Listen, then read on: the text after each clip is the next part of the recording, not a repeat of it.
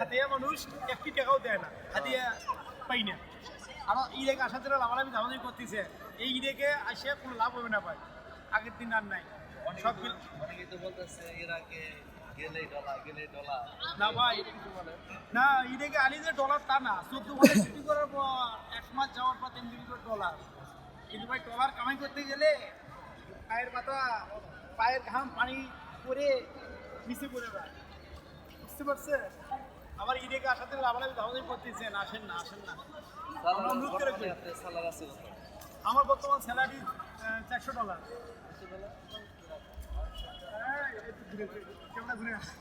হ্যাঁ $400 স্যালারি, প্রায় 8-9 বছর ধরে আছি।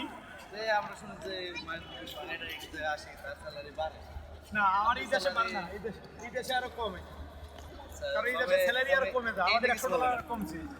কারণ অনেক বাঙালি যেখানে সেখানে পাওয়া যাইতেছে, অনেক বাঙালি রাস্তাঘাটে পড়ে আছে, কাজ নাই, কান্দাকাটি করে।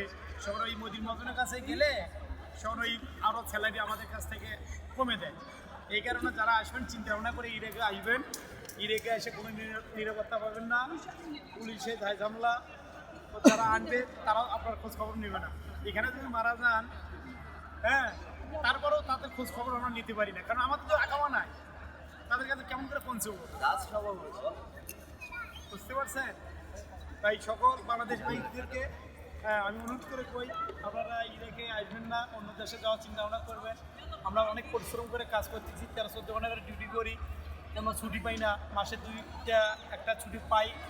অনেক লোক আছে ছুটি পাইও আমরা বাইরে যেতে পারি না, জেলখানার মতো বন্দী হয়ে আছি, দেখতে পাচ্ছেন? ইরাটা দেখা পুরো এর মধ্যে আর কি দিনের 24 ঘন্টা থাকতে হয় বলো।